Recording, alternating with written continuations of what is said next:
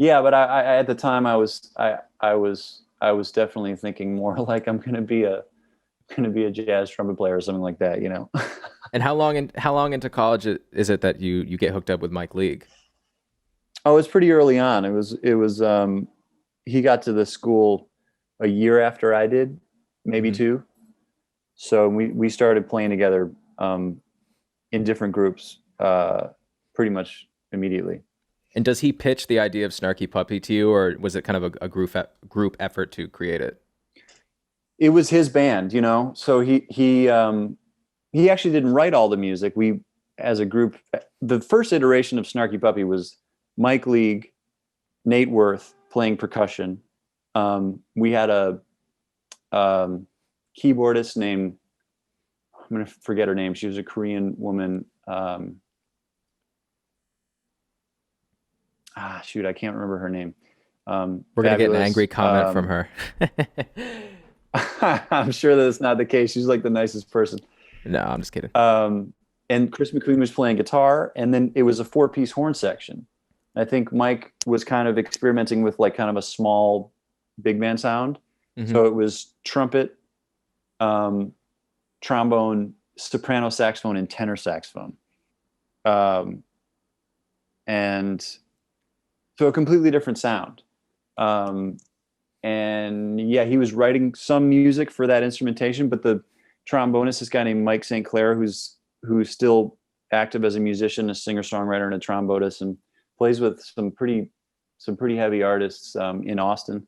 Hmm. He wrote some good songs for the group, and everybody was writing songs for the group at the time. Hmm. But it was Mike was booking the gigs. You know, he was talking to the guy at the coffee shop on campus, like getting the gig. Is there you is know, you're all writing the music, and you said Mike's kind of leading the thing. Is there any discussion of between you guys of saying like, what is the style we're going for? Were you thinking of you said it's a much different style of music back then. Were you kind of focused on reaching a certain point, or is it just kind of throwing the shit at the fan and seeing what sticks? yeah, it's definitely throwing the shit at the fan. I think to varying degrees, different guys were studying arranging.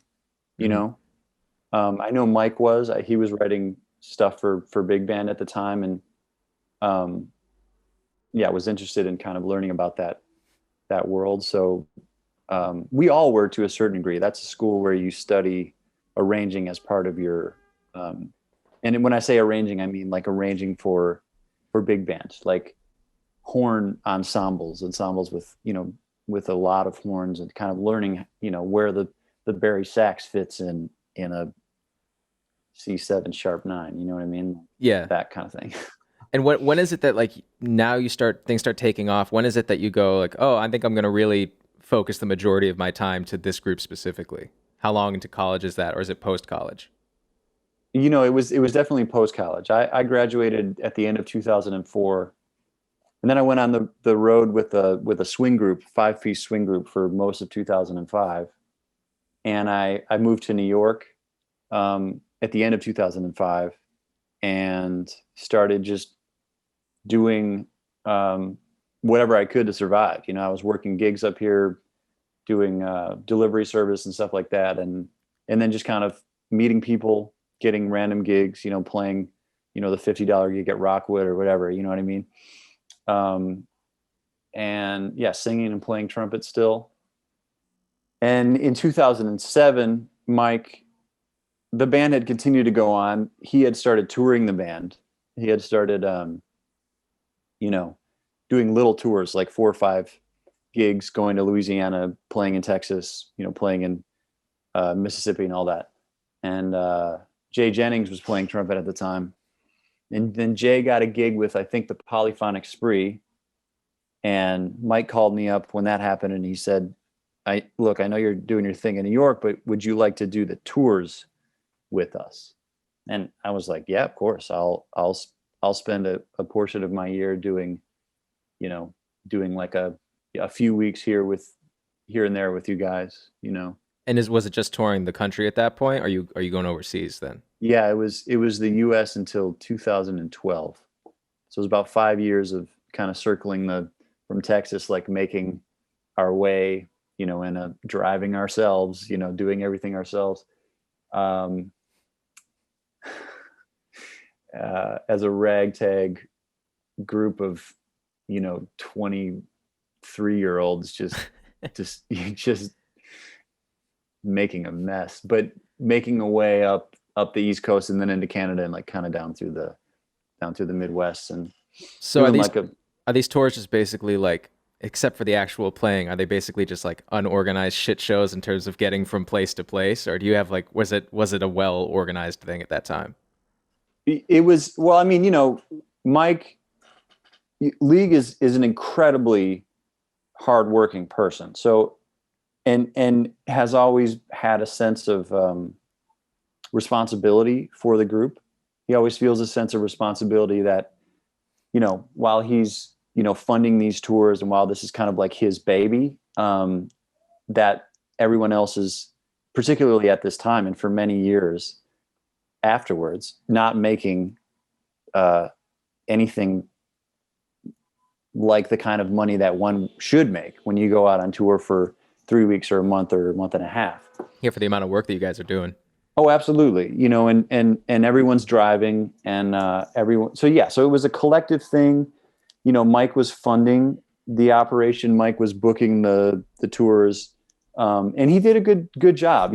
But even with that, you're still dealing with an incredibly low amount of capital. You know what I mean? To put gas in the van, to rent the van, to deal with all the things that we know that, an organization that is on tour needs to deal with, just getting the hotel, sleep, figuring out if somebody we know can house the band. Yeah. All of those things need to be taken care of. And it's an incredible amount of work for a person to do to make sure that happens. And I think he always did a good job. And he's a kind dude, and he's hard, like I said, hardworking, and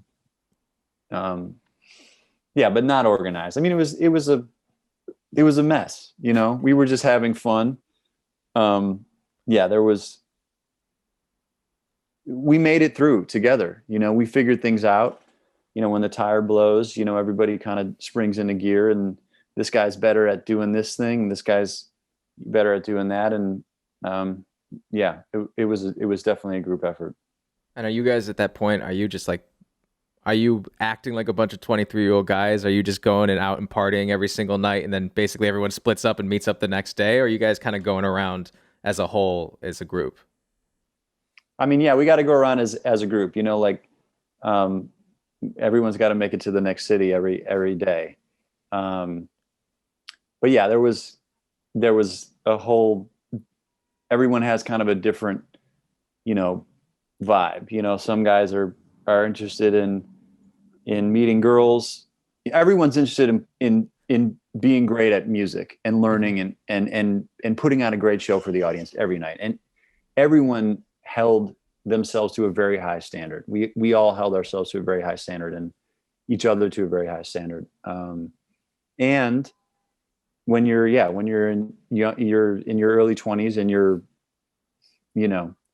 and you don't know much about life or touring, and you're working hard. I mean, you're waking up early in the morning, driving 4, 5, 6, 10 hours to the next city, loading everything that a band like Snarky Puppy, with a full percussion setup, drums, bunch of keyboards, whatever, loading all of that stuff into the club, playing the gig, talking to prospective fans, selling merch, loading everything out, and then driving to whatever place we're going to sleep.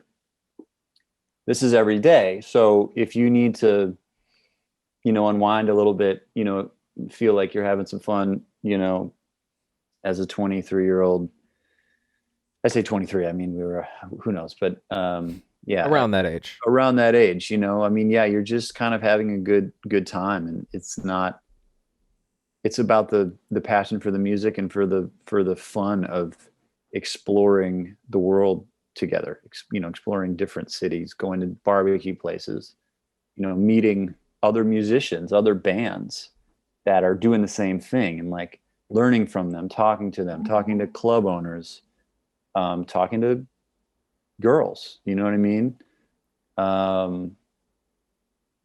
Yeah, it's,